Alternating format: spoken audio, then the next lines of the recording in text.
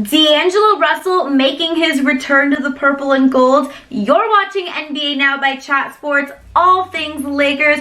Today, we are going to be discussing 5 potential point guards that the Lakers could sign this offseason. Now, I'm sure if you guys aren't familiar, then you must have been living under a rock, because I'm sure you guys all already know that the Lakers pulled off the trade of the offseason, the trade of probably the century, when they traded for Anthony Davis. In this trade, it sent Lonzo Ball, Brandon Ingram, Josh Hart, and 3 future first-round picks to New Orleans for AD, and a lot of Laker fans, myself included, are pretty darn excited, because this means that the Lakers are now one of the favorites to win the NBA championship. But it also means that the Lakers have a lot of work to do this offseason, as they essentially have to put together an entire roster. The only players right now under contract are Kyle Kuzma, LeBron James, and Anthony Davis. And then, of course, we do have 3 younger players who are most likely going to be derailed down to the G League or traded to create some more cap space: Mo Wagner, Isaac Bonga, and Jamario Jones. But Kyle Kuzma, Anthony Davis, and LeBron James all play in the front court. So the Lakers' primary goal this offseason is going to have to be to fill their backcourt with 2 talented players, a talented point guard, and of course a talented shooting guard. Now, obviously, now that Lonzo Ball is gone, one of their biggest priorities is going to be finding a top point guard to lead this team. And obviously, you know, if you're a Laker fan, you know that the Lakers have not had a top point guard in many, many years. But this summer could be a completely different story. So here are 5 potential point guards that the Lakers can pick up this offseason. Starting with number 5, we have Derrick Rose. Now, I know a lot of you guys may be thinking, Derrick Rose? No, thank you. But let me talk about why he may actually be a good pickup. Now, there was a time when Derrick Rose was one of the top point guards in the league. He was Rookie of the Year. He was an MVP, all at age 22. And obviously, as we all know, his career really has unfortunately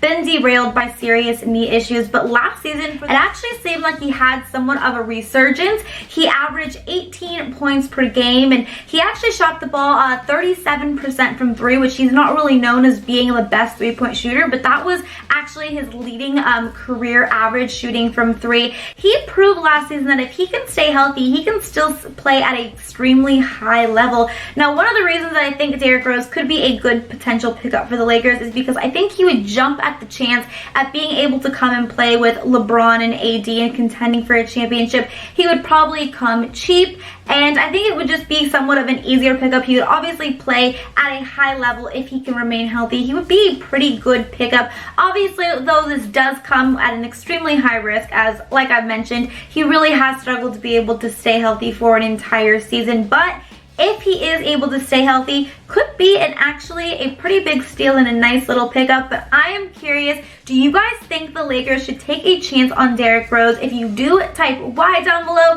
If not, type N down below. But let's move on to number 4 on our list, because coming in at number 4 is one of my favorite prospects, actually, and that is Darren Collison. Now, many NBA analysts think that signing Darren Collison would be a really smart move for the Lakers. Collison has had kind of a rather interesting career. He's played for many teams, but he's really been successful with all of those teams, both as a reserve and a starter. Last season for the Indiana Pacers, he had a solid year. He averaged 11.2 points per game and 6 assists per game. Now, he's not known for being like the most high volume shooter, but he actually shoots the ball pretty well. He shot 47% from the floor overall last season, but almost 41% from 3, which is a pretty darn good shooting average from 3. He's also a good speedy playmaker. He's a good defender. He's a good ball handler. So he would be a nice pickup for the Lakers. He's gonna be 32. He's a Southern California native. He was obviously a star back at UCLA, and it's been reported that he wants to come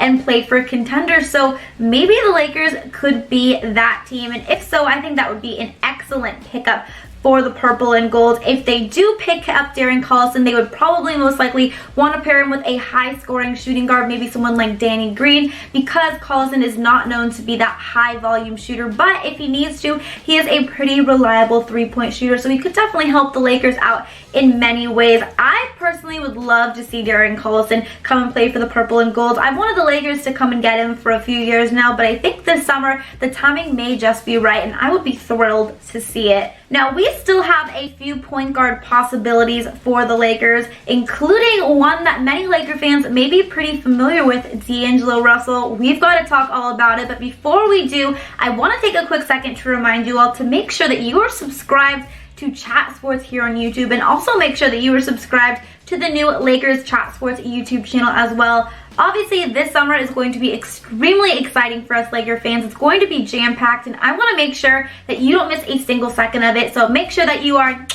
subscribed down below. But let's move on to number 3 on our list, because number 3 on our list, we have Patrick Beverley. Now, Patrick Beverley is quite the player, and this has kind of been more of earlier, most recent reports that Pat Beverley could actually be an option for the Lakers. He played 5 seasons back with the Houston Rockets, where he played pretty well for them, but the last 2 seasons he's played for the Clippers, and Patrick Beverley has really been a great asset to that Clippers team. We saw it back when they played Golden State in the first round of the playoffs, and they kind of gave Golden State a scare, and that was mainly due to Patrick Beverley. Now, Beverley is not known to be much of a shooter and a scorer, but he's actually not that bad from 3. Last season for the Clippers, he only shot 40% from the field overall, which isn't great, but he shot 39% from 3, which isn't really bad at all. But at the end of the day, it really isn't offense that Patrick Beverley is known for. It is his defense. He is a tenacious defender, you guys. He's truly one of the best defenders in the league, especially at that point guard position.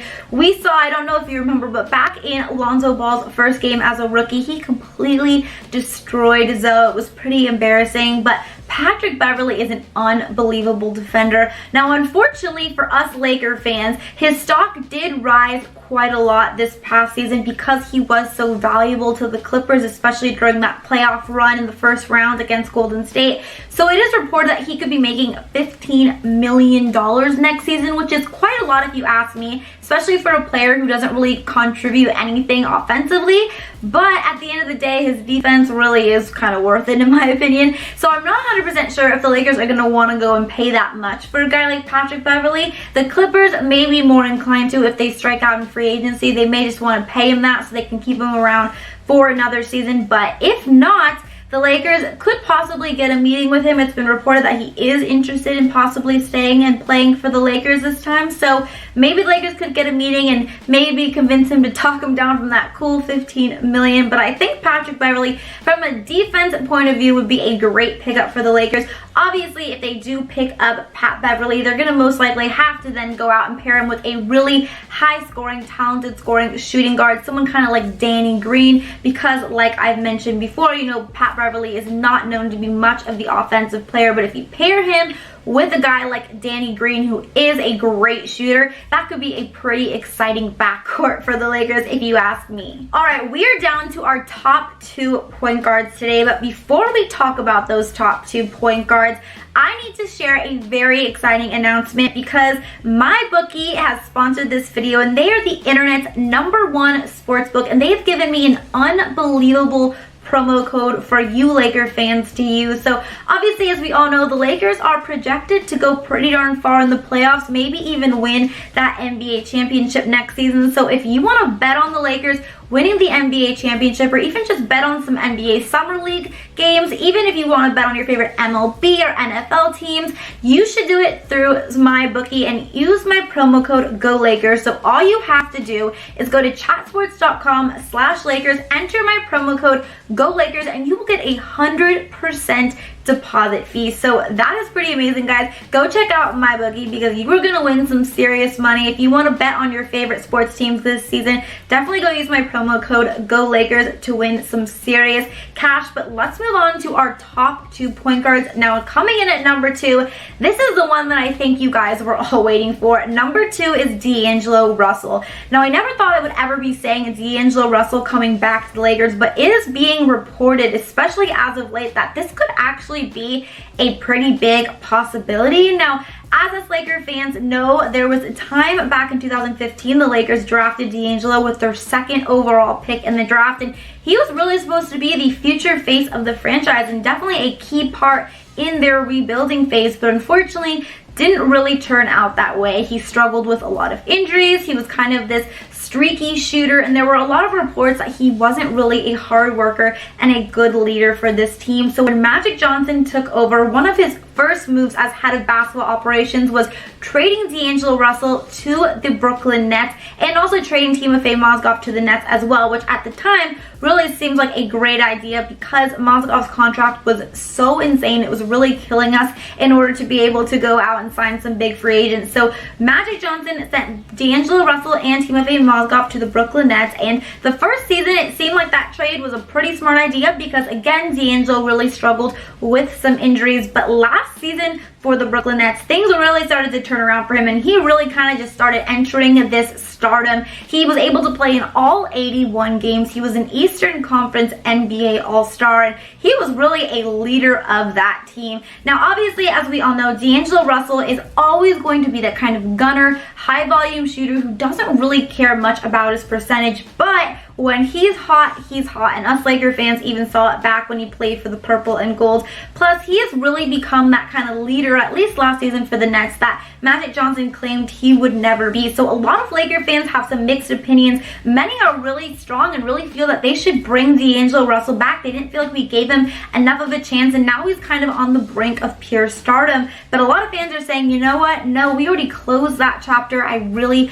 don't want to have to reopen it. But I am curious, do you guys think the Lakers should bring back D'Angelo Russell? If they do, will you be happy about it or will you not be? Are you for it or against it? If you are for bringing back D'Angelo Russell, type 4 down below. If you are completely against it, no way, Jose Hannah. We already closed that chapter. We don't need to reopen it. Type against down below. Now, obviously, a big part of whether or not D'Angelo Russell even leaves the Nets is going to come down to what Kyrie Irving's decision is.